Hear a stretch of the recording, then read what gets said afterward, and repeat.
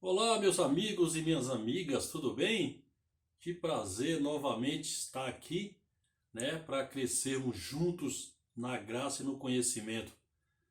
Eu gosto sempre de falar que o que nós colocamos na mente, ninguém, ninguém tira de nós, não é mesmo? Só Deus. Então, o melhor e maior investimento que um ser humano pode fazer é na mente, é estudando, é buscando conhecimento. Para quê? Para nós não sermos vítimas de homens perversos, de pessoas que com as suas ideologias, o seu sistema. Aliás, a sistematização é um perigo, é um problema sério para nós como sociedade, né? Nós somos livres. Eu costumo sempre falar o que Paulo falou há quase 2000 anos atrás, Gálatas 5:1. Para a liberdade foi que Cristo nos libertou. E olha que Paulo falou para aquele povo, da época. Amados, eu quero jogar um tema, falar sobre um tema, que eu busquei através dos meus estudos. O tema é o seguinte: por que... Desculpa, só um minutinho.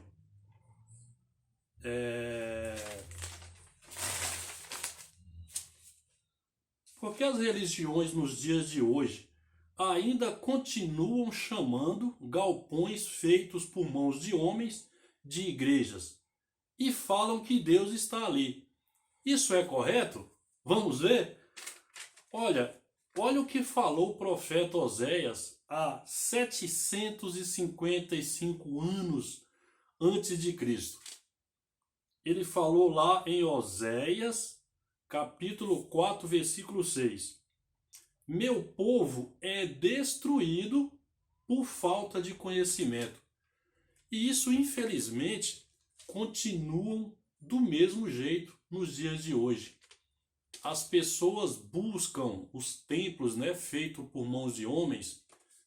Eu tenho certeza que é inocente, As pessoas estão ali buscando com boas intenções. Infelizmente, andam quilômetros e quilômetros atrás de um local chamado de igreja, ou templo, porque os líderes religiosos, de posse das suas astúcias, que o principal intuito deles é massa de manobra, é ganhar dinheiro, é ficarem ricos, Então, eles continuam dizendo que esses galpões é a igreja, é o templo, é o altar. Pede para as pessoas colocarem as suas mãos no, entre aspas, altar, porque serão curadas. Enfim, um monte de baboseira, desculpa pela a expressão, Mas é exatamente isso.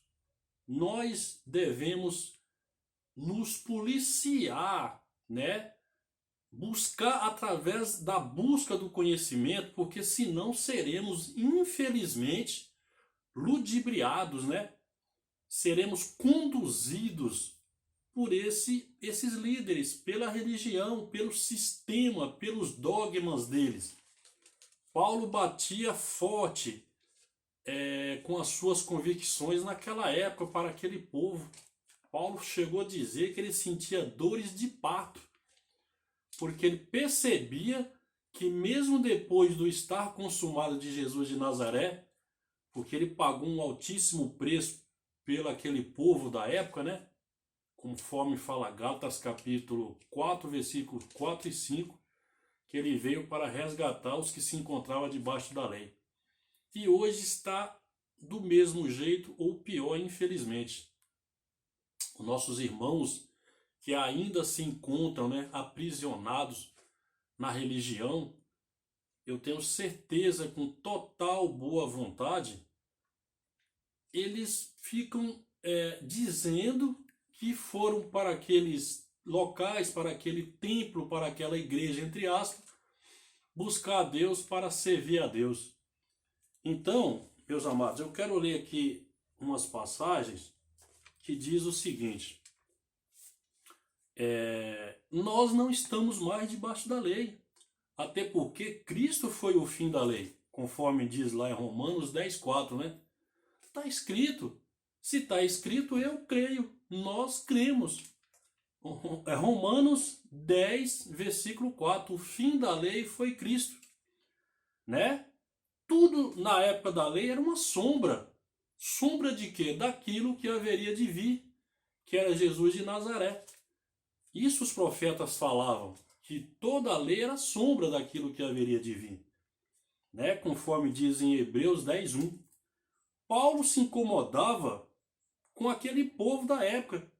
Mesmo depois, ele percebeu que mesmo depois da destruição do templo, né, o povo continuava com os rituais, né?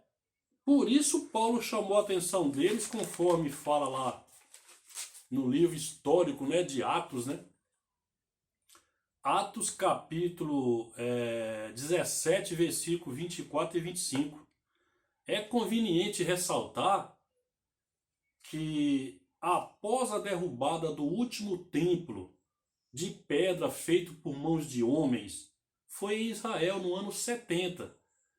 Gente, não é 1970, é no ano 70 da primeira era cristã. Né? Aquele templo ainda estava de pé, por isso que as pessoas faziam os seus rituais, né? E todo tipo de ritual, né? Porque o templo estava de pé, mas ele no ano 70 ele foi derrubado, né? E a partir dali, o templo, a igreja são pessoas e não paredes, como fala o sistema religioso. Olha o que está dizendo no livro histórico de Atos, capítulo 17, versículos 24 e 25. O que diz lá?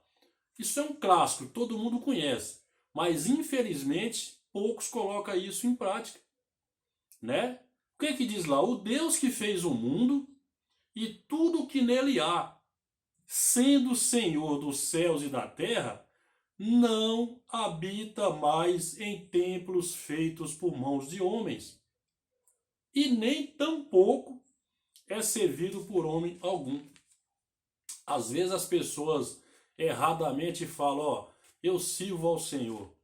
Não, está dizendo em Atos 17, 25, nem tampouco é servido por homens algum. Por isso que Paulo chamou a atenção dos coríntios, né? Em 1 aos Coríntios, capítulo 16, desculpa, versículo 19, né? Se eu não estou enganado. O que fala lá? Ou não sabeis que o vosso corpo é santuário do Espírito Santo que habita em vós, o qual possuís da parte de Deus e que não sois de vós mesmos? É lógico que o contexto disso aqui é que as pessoas continuavam, naquela época, né, com as suas crendices, às vezes até adorando deuses estranhos, por isso que Paulo chamou a atenção. Amados, abençoados, feitos com todas as sortes de bênção, você é o templo. Depois da derrubada do último templo em Israel, a partir dali você, eu, nós somos o templo do Espírito Santo. Quando temos esse tipo de discernimento, esse tipo de certeza, nós viveremos infinitamente melhor. Nós passamos por cima dos problemas. Porque quando você tem essa ciência, essa certeza de que o Espírito Santo está no nosso intelecto, a partir daí eu vejo Deus agindo em tudo e em todos. Você consegue sobressair diante dos problemas. Você consegue se tornar uma pessoa boníssima cada vez mais. Você consegue gostar do teu próximo. Você se alegra com a alegria do teu próximo. Isso é Deus. Isso é Deus em nós.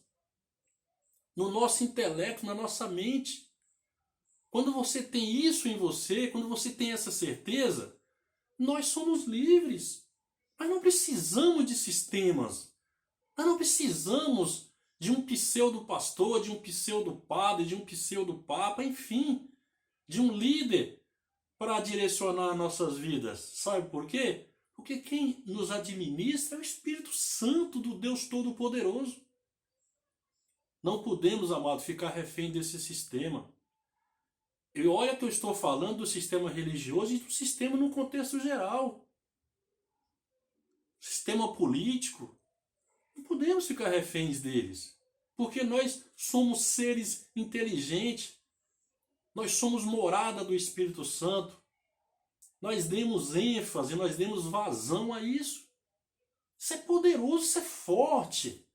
Quando você tem essa certeza de que esse Deus age em você, você arrebenta, você não teme nada. Você passa por cima dos problemas, porque eles surgem, mas nenhum deles ficam de pé. Portanto, eu quero que vocês, abençoados, tomem posse disso. Não fica refém de ninguém. Eu não estou dizendo que você não possa frequentar um local para se reunir como a igreja de Cristo e aprender cada vez mais a palavra. Mas daí as pessoas chamar aquilo de igreja, aquilo de templo, está redondamente enganado. As pessoas são a igreja. As pessoas, quando saem daquele local, aquilo ali é simplesmente um galpão. Não tem nada de especial ali, tá bom, amados? Eu quero terminar com uma frase para os meus queridos amigos e irmãos, que diz o seguinte: não atropele o seu ritmo para agradar os outros, as religiões, o sistema, os dogmas. Se não quiser ir a algum lugar, não vá. Aprenda a dizer não. Se não quiser fazer algo, não faça. Você é livre. Conforme fala Gálatas 5:1. Comece a pensar mais em você. Respeite o seu limite e a sua essência. Sabe por quê, abençoado? Porque você é livre e mais do que vencedor, tá bom, abençoado? Só passei para deixar registrado esse pequeno vídeo, porque eu entendo que quando você começa um trabalho, você tem que dar prosseguimento. Tá bom, meus queridos? Eu tenho certeza que vocês vão aí, ó, embaixo, deixar o seu comentário. E por gentileza, se gostou, dá um like aí, divulgue e se inscreva no canal. Tá bom, abençoado? Um beijo do amigo Gilmar Ferreira de Tapecerica da Serra. Abraço.